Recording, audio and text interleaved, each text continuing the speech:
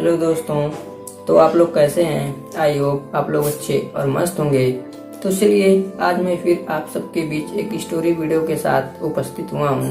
जब तक आप लोग वीडियो को पूरा नहीं देखेंगे तब तक आप लोगों को वीडियो पसंद नहीं आएगी। तो प्लीज़ वीडियो को पूरा देखिए। हर कहानी में मैं कुछ न कुछ नई चीज़ें आप सबको दिखाने का प्रयास करता हूँ। तो पहले आप लोग चैनल को सब्सक्राइब कर लीजिए, उसके बाद वीडियो को शुरू करते हैं। तो चलिए चलते हैं अपनी स्टोरी की तरफ। मेरा बेटा दार्जिलिंग में पढ़ रहा था। मैं बेटे से मिलने दार्जिलिंग जा रही थी। दिल्ली स्टेशन से ट्रेन पकड़नी थी कि मुझे वे माने डॉक्टर साहब मिल गए। वे भी दार्जिलिंग जा रहे थे किसी मीटिंग में शामिल होने। मेरी खुशी का अंदाज़ा आप लगा सकते हैं। पूरा सफ़र उनके साथ होने की वजह से मन पुलकित हो उठा। फिर उन्होंने टीटीआई से कहकर सीट बदलवा ली। साथ साथ सारी जिंदगी में उनका इतना लंबा साथ कभी नहीं मिला था।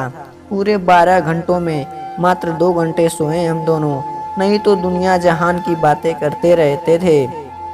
एक ततैया आ बैठा था उनकी बाह पर। मैं मैगजीन से उसे मारने लगी तो उन्होंने रोके दिया और ततैये को खिड़की से बाहर उड़ा दिया।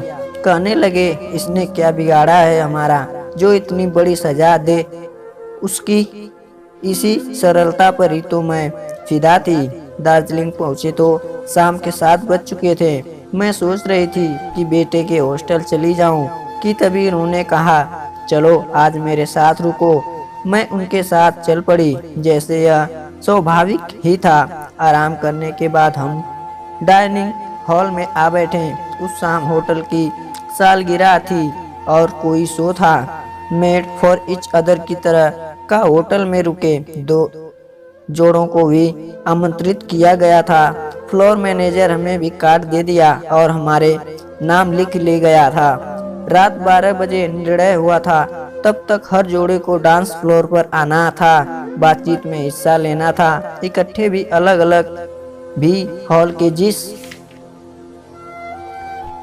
कोने में डॉक्टर साहब बैठे होते वहाँ या तो ठहाके गूंज रहते होते या फिर छोटी मोटी महफिल जम जाती।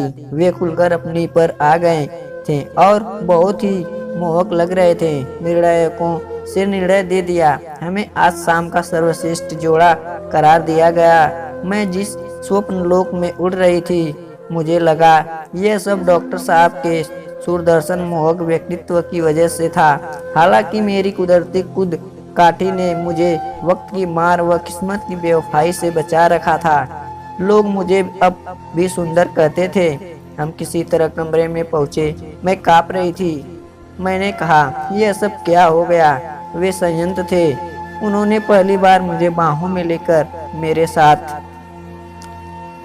माथे को चूम लिया और बोले, तस्मै कलाय नमः, और मुझे आहिस्ता से लिटा दिया। फिर मेरा माथा सहलाने लगे। मैं बादलों में उड़ने लगी। कब नींद के उन खटोले पर सवार हो गई मालूम ही नहीं पड़ा। बहुत दिनों बाद ऐसा अद्भुत नींद आई, इतनी गहरी नींद की सपने भी उसकी खिड़कियों को खोल नहीं पाए।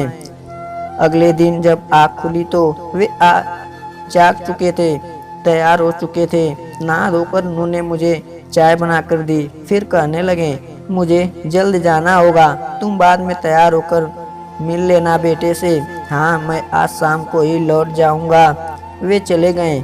मैंने कुर्सी पर पड़े अखबार को देखा तो पांव तले की जमीन खिसक गई। हम दोनों का फोटो प्रथम पृष्ठ पर था।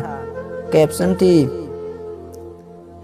Made for each other. जब नीचे आई तो लोग बधाइयाँ देने लगे। मुझसे हिम्मत नहीं हुई। बेटे के हॉस्टल जाने की ओर लौट आई। वापस बहुत दिनों छुपाती रही खुद से, असलियत से, पर कब तक।